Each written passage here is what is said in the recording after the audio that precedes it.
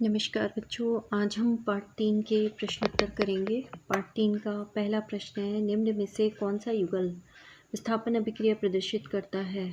तो इसमें चार जो उदाहरण दिए गए हैं, इसमें NaCl, MgCl2, FeSO4, AgNO3। इसमें NS यानी सोडियम धातु कॉपर धातु से ज़्यादा क्रियाशील है, इसलिए ये उत्तर नहीं होगा।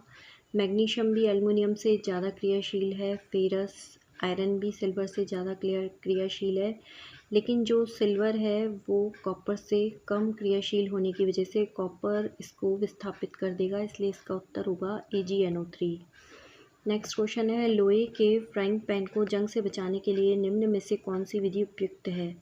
इसमें आएगा जिंक की परत चढ़ाकर। कोई धातु ऑक्सीजन के साथ अभिक्रिया कर उच्च गलनांक वाला यौगिक निर्मित करती है। ये यौगिक जल में विलय है। यह तत्व क्या हो सकता है। ये होगा कैल्शियम। खाद्य पदार्थों के डिब्बों पर जिंक की बजाय टिन का लेप होता है। क्यों? क्योंकि टिन की अपेक्षा जिंक अधिक क्रियाशील होता है और अधिक क्रियाशील होने के कारण ये खाने की सामग्री के साथ क्रिया कर लेता है, इसलिए वो हानिकारक बना देता है। इसलिए टिन ज़्यादा सुरक्षित है। अगला प्रश्न है, आपको एक हथौड़ा, बैटरी, बल्ब, तार एवं स्विच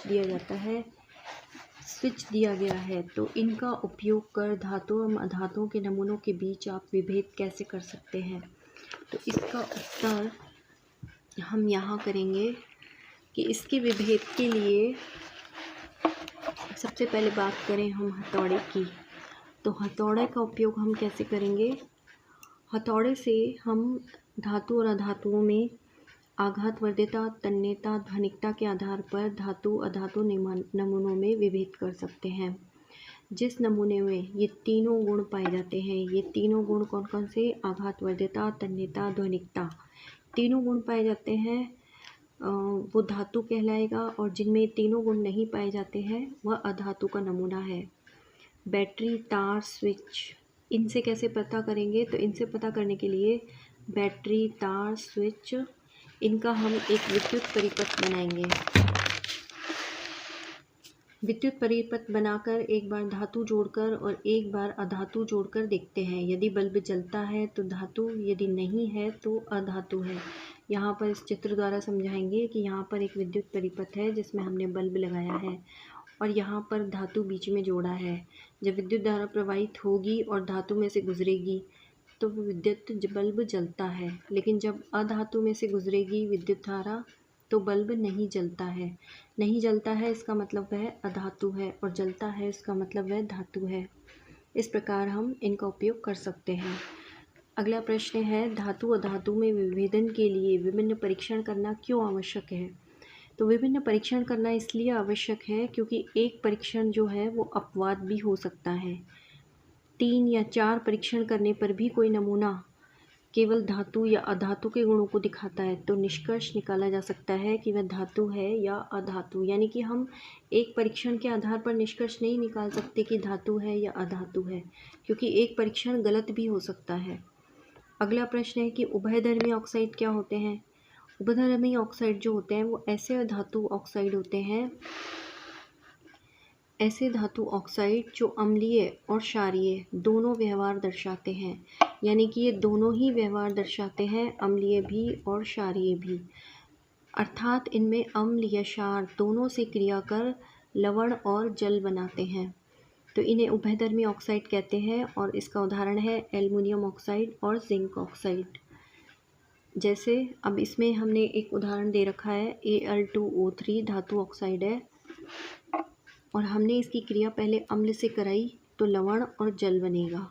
फिर हमने इसकी क्रिया क्षार से कराई, NaOH क्षार से। तो यहाँ पर धातु ऑक्साइड की क्रिया क्षार से कराने पर हम देखते हैं कि सोडियम एल्युमिनेट यानी कि लवण और जल बनता है, यानी कि दोनों के ही साथ लवण और जल बनाता है ये।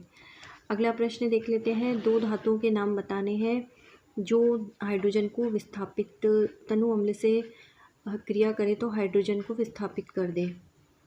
तो हाइड्रोजन को विस्थापित करने के लिए धातु तभी विस्थापित कर सकती है जब वो हाइड्रोजन से अधिक क्रियाशील हो। तो हमें ये सक्रियता श्रेणी में देखना पड़ेगा कि कौन सी धातुएं ऐसी है जो हाइड्रोजन को विस्थापित कर सकती हैं। तो हाइड्रोजन से ज़्यादा क्रियाशील मैग्नीशियम और एल्युमिनियम जो है वो इस हाइड्रोजन को विस्थापित कर सकती हैं।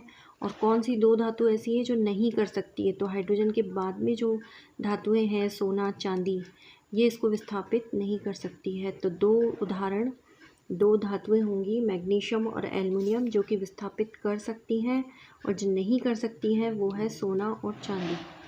अगला प्रश्न है, किसी धातु M के विद्युत अपघटनी परिष्करण में हम एनोड कैथोड विद्युत अपघट्य के रूप में क्या लेंगे? तो M धातु का यदि परिष्करण करना है तो उसमें हम एनोड M धातु की ही अशुद्ध धातु वाली पट्टी लेंगे, जिसमें हमें M पृथक करना है। ये एनोड पर धनावेश होता है, कैथोड पर ऋणावेश होता है।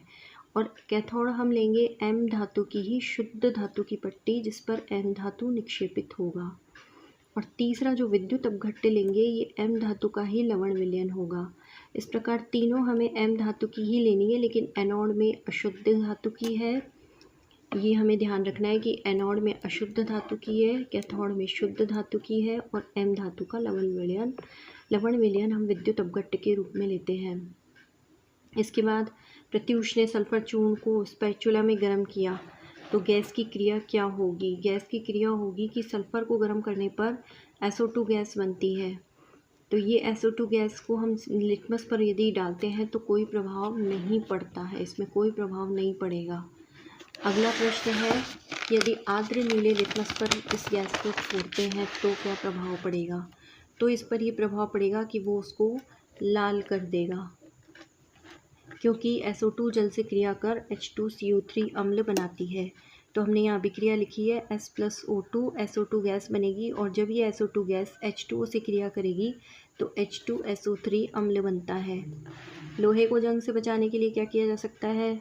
लोहे को जंग से बचाने के लिए तेल या ग्रीस लगाया जा सकता है, पेंट किया जा सकता है, यशद लेपन किया जा सकता है। यशद लेपन यानी जस्ते की परत चढ़ाई जा सकती है। ऑक्सीजन के साथ अधातुएं कैसे अभिक्रिया करती है? तो अधातुएं ऑक्सीजन के साथ दो प्रकार के ऑक्साइड बनाती है, एक तो अम्लीय और एक उदासीन। अम्लीय जो ऑक्साइड होते हैं उसका उदाहरण है C+O2 CO2, और CO2 जब जल से क्रिया करेगी तो अम्ल बनाएगी H2CO3 जो कि अम्लीय ऑक्साइड है। इसी तरह से सल्फर ऑक्सीजन से क्रिया करेगा तो SO2 गैस बनाएगा, और SO2 जब जल से क्रिया करेगा तो H2SO3 अम्ल बनाएगा। तो ये अम्लीय ऑक्साइड बनाते हैं। उदासीन ऑक्साइड इससे बनते हैं H2O CO NO2 आदि। प्लैटिनम सोना चांदी आभूषण, ये इनके क्यों बनाए जाते हैं आभूषण? तो इनके आभूषण जो बनाए जाते हैं वो इसलिए बनाए जाते हैं, चार मुख्य कारण हैं। पहला तो आघात वर्ध्यता, कि जब इनको चोट मारी जाती है तो ये बढ़ जाते हैं, जिसकी वजह से आसानी से गहने बनाए जा सकते हैं। दूसरा तन्यता, यानी इनको खींचा जाए तो तार भी बन सकता है। तो सोने के जेवर में आपको पता है सोने चांदी के जेवर में तार भी काम आता है। इसके अलावा ये चमकदार होते हैं, इनकी विशेषता है चमकना, इसलिए गहने बनाए जाते हैं। और चौथा है अनअभिक्रियाशील, यानी कि पानी और ऑक्सीजन से ये अभिक्रिया नहीं करते हैं। जबकि हम जानते हैं कि और धातु जो है लोहा और तांबा काला पड़ जाता है, जंग लग जाती है, जबकि सोने चांदी में कोई जंग ना तो जंग लगती है ना वो काला पड़ता है, क्योंकि ये क्रिया नहीं करता है। अगला प्रश्न है, सोडियम पोटेशियम और लिथियम को तेल में क्यों रखा जाता है? तेल में इसलिए रखा जाता है क्योंकि ये अत्यंत क्रियाशील होने के कारण यदि इनको खुला रखा जाता है तो आग पकड़ लेती है, और यदि इनको जल से रखा जाता है तो जल में भी ये बहुत तेज़ी से क्रिया करती है और आग पकड़ लेती है, इसलिए मिट्टी के तेल में डुबो कर रखा जाता है। एल्युमिनियम अत्यंत अभिक्रियाशील धातु है, लेकिन फिर भी बर्तनों में इसका उपयोग किया जाता है। क्यों? क्योंकि एल्युमिनियम जो है वो वायु से संपर्क करने पर इस पर ऑक्साइड की परत चढ़ जाती है, जो कि इसे संक्षारण से बचाती है। अगला प्रश्न है, निष्कर्षण प्रक्रम में कार्बोनेट और सल्फाइड को धातु ऑक्साइड में क्यों बदला जाता है? तो इसको धातु ऑक्साइड में परिवर्तित किया जाता है क्योंकि ऑक्साइड से धातु को अलग करना अधिक आसान है। ऑक्साइड से धातु को अलग करना ज़्यादा आसान होता है, इसलिए। अगला प्रश्न है, आपने तांबे के मलिन बर्तन को नींबू या इमली से रगड़ के देखा होगा तो वो साफ़ हो जाता है। क्यों साफ़ हो जाता है, क्यों चमकदार हो जाता है? क्योंकि तांबे पर वायु की नमी और कार्बन डाइऑक्साइड की क्रिया से कॉपर कार्बोनेट की परत चढ़ जाती है। ये हरे रंग की परत होती है और जिसके कारण वह मलिन हो जाता है। लेकिन जब हम नींबू रगड़ते हैं तो नींबू में सिट्रिक अम्ल होता है, इमली में टार्ट्रिक अम्ल होता है। ये रगड़ने पर जो ये कॉपर कार्बोनेट होता है ये लवण में बदल जाता है और ये पानी में घुलनशील होता है तो जल में घुलकर साफ़ हो जाता है। अगला प्रश्न देख लेते हैं, रासायनिक गुणधर्म के आधार पर धातु और अधातु में क्या अंतर होता है। तो धातु जो होता है वो इलेक्ट्रॉन त्याग कर धनायन बनाती है, जबकि अधातु जो होता है वो इलेक्ट्रॉन ग्रहण करके ऋणायन बनाती है। ये विद्युत धनात्मक होते हैं धातु, ये ऋणात्मक होते हैं। धातु ऑक्साइड क्षारीय प्रकृति की होती है, जबकि अधातु ऑक्साइड अम्लीय प्रकृति की होती है। धातु जो होते हैं वो तनु अम्ल के साथ क्रिया करके H2 गैस निकालते हैं, जबकि ये तनु अम्ल के साथ क्रिया नहीं करते हैं अधातु। अगला देख लेते हैं प्रश्न, एक व्यक्ति प्रत्येक घर में जाता है और महिलाओं को अपने आभूषणों को चमकदार बनाने के लिए कहता है, तो ऐसा क्यों करता है, क्या है उसके पीछे कारण। तो वो जो व्यक्ति है वो एक्वारेजिया विलियन का उपयोग करता है। ये आपको याद रखना है, इसका नाम एक्वारेजिया विलियन का उपयोग करता है। ये विलियन जो है वो तनु हाइड्रोक्लोरिक अम्ल, ये भी आपको याद रखना है कि किस किस का बना होता है, हाइड्रोक्लोरिक अम्ल और नाइट्रिक अम्ल का इसमें 3:1 का मिश्रण होता है, जो प्रबल संक्षारक भभकता हुआ द्रव होता है। ये सोने और प्लेटिनम को गलाने की क्षमता रखता है। ये जो व्यक्ति है ये पुराने आभूषणों को चमकाने के नाम पर उसकी ऊपर की परत उस विलयन में डालकर गला देता था, जिससे आभूषण का वज़न भी कम हो रहा था और आभूषण चमक भी रहा था। तो वो चमक क्यों रहा था, क्योंकि उसकी जो ऊपर सोने की परत थी वो गल जाती थी, इसलिए वो अंदर का सोना नया निकलता था। और आखिरी प्रश्न है कि गर्म जल का टैंक जो है उसमें तांबे का उपयोग क्यों किया जाता है, लोहे का उपयोग क्यों नहीं किया जाता है। तो तांबे का उपयोग इसलिए किया जाता है क्योंकि लोहा जो है वो भाप से अभिक्रिया करता है और भाप से अभिक्रिया करके H2 गैस बनाता है। तो यहाँ हमने अभिक्रिया लिखी है Fe+4H2O, Fe3O4+H2, इसमें H2 गैस निकलती है। और साथ ही हम जानते हैं कि लोहा जो है वो वायु और नमी से क्रिया करता है तो जंग लग जाती है उस पर, जबकि तांबे पर ऐसा नहीं होता है। तो इस प्रकार आज हमने इस पाठ के पूरे प्रश्न कर लिए हैं।